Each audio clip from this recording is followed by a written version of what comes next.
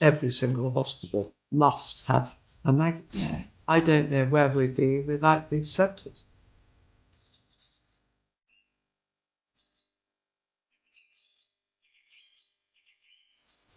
You immediately said, how can I help? And you took us on, became our president. I was so taken. I can't do things that, don't sort of tug at the heartstrings. One of the photos that I have here is when we opened our centre in Aberdeen. Oh, well, that's with Queen Sonia. Yes. I remember the cup of tea, and cakes, very good cakes.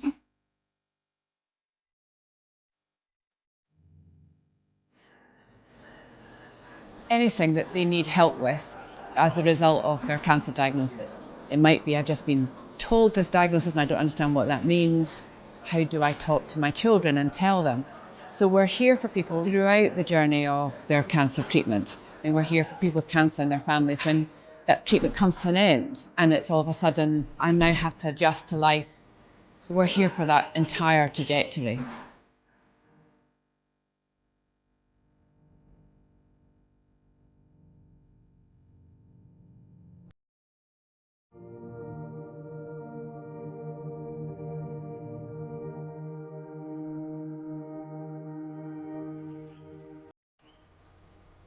It's a huge pleasure to be back with you to celebrate the 30th anniversary of this remarkable charity. A place where people needn't pretend to be fine, where they can receive expert support, sympathy, and a good cup of tea, and where laughter can come as naturally as tears, because sometimes that's what's wanted. Help people very quickly, just by the nature of sometimes standing alongside them while making a cup of tea. I walked into that place, you felt completely uplifted. I mean, it's got such a wonderful, welcoming atmosphere. People sitting around swapping their stories. I mean, they were all suffering. They literally did scoop me up. I wasn't so scared. I felt I could calm down. Most people don't understand how scary it is, how lonely it can be, and how just like people at Maggie's understand. The need for this additional supportive environment has only increased. Perfect. Maggie. I was the nurse who administered her chemotherapy. She was the one who said you need to create a place in the hospital grounds for people to come to. Unfortunately, Maggie died before it opened, but I was the first employee and I didn't know if anyone would come. People did. She talked about how the hospital environment of low ceilings, bad lighting, no views to nature. And so she felt that the building could be part of the caring, offer hope. It's all done, so beautifully that actually, I think that, that is the prescription. Some of the world's best architects, they understood what we wanted. Buildings that made people feel better. They're not there to be iconic pieces of architecture, they're there to be places that care. And there's such a community, we're all really close. Magical things that happens around the kitchen table in a Maggie's, where even though their experiences are all different, but it's that I'm not alone. So many friends here who've been through that experience. I have had some really, really tricky times. We're not saving them medically, but we're saving them psychologically and emotionally. Delighted. The sun is out, it's not raining.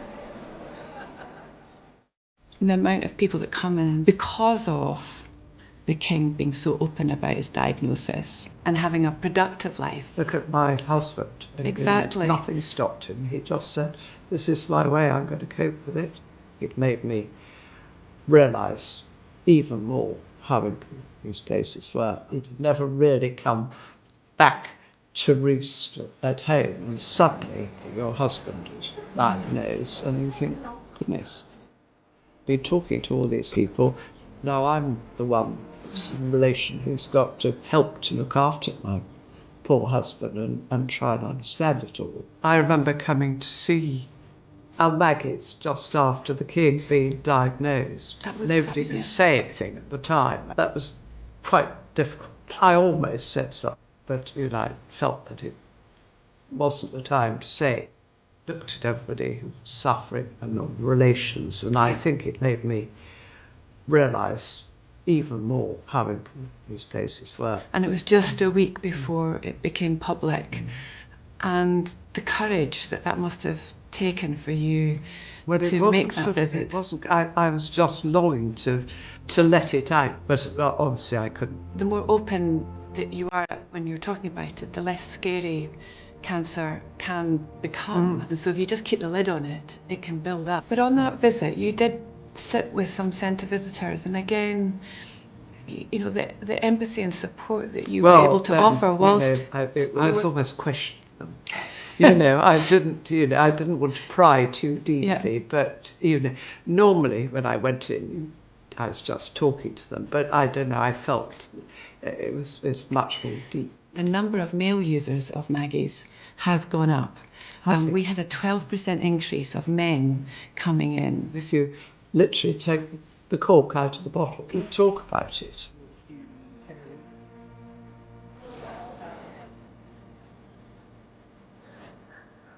We're all in the same boat.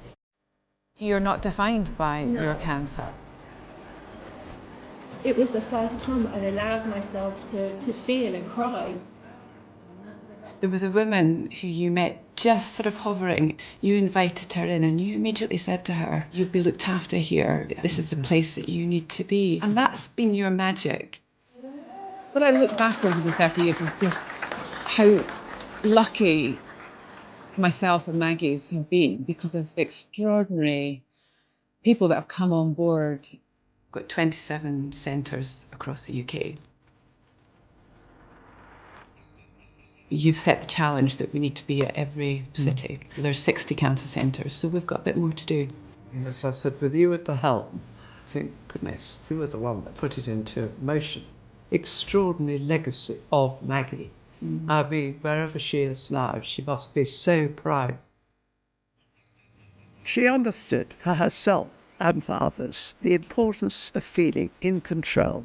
Above all, Maggie was convinced that people living with cancer crave a beautiful, comforting environment as they face the unknown, to ensure that visitors to these centres are able to find what Maggie called the joy of living.